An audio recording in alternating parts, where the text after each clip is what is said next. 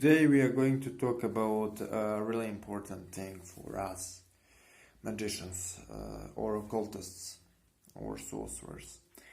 And since majority of us in this community come from Abrahamic background, one question stays relevant to us despite of enormous period of time it is asked in.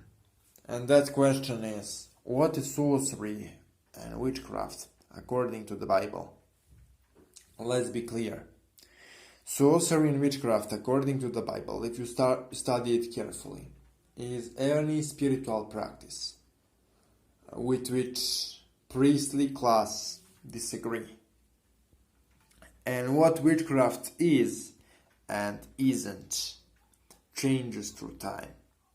For example, in the time of Moses, a lot of priests communicated with angels, conjured them and worked with them, and it wasn't considered witchcraft. Moses himself did that too. But according to the Catholic Church, during the early medieval period, summoning and communicating with angels was witchcraft, and it was forbidden, and it was punishable by death. From this example, we see that witchcraft isn't some defined practice, which has defined laws and regulations. Rather, in Abrahamic tradition, witchcraft can be absolutely any spiritual practice or thing resembling a spiritual practice with which priestly class disagrees. And that's the reason why you have so much confusion and clusterfuck regarding defining magic those days. Because when we define the occult today, we do not specify what actual tradition we practice and what actually we do and what's historical significance behind all of it.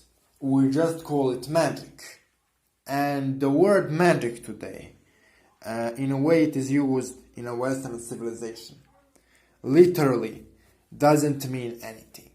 It simply means that it's some kind of spiritual practice Christian church disagree with.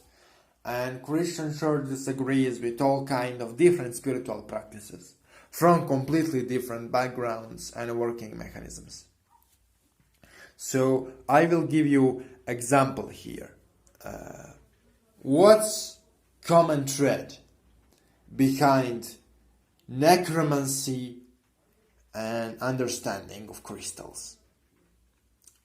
Both of those things are considered magic, but they are completely different in energy, results, and power, and have nothing in common with each other. So calling them the same thing is like calling boxing and prostitution the same thing. I am not trying to discredit anybody who is practicing one of those two things, but I just want to give an example. I want to give a comparison so you can better understand my way of thinking regarding this.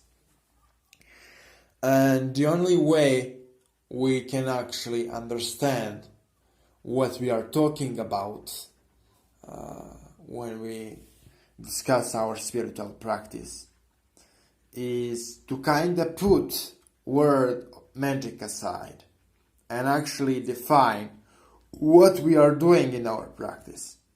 Because due to the historical lore and significance and different processes in the development of religion, right now the word magic doesn't mean anything.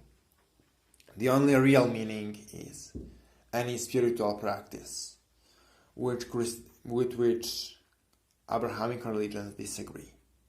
And that's my opinion on what magic is, and I think this is enough for today.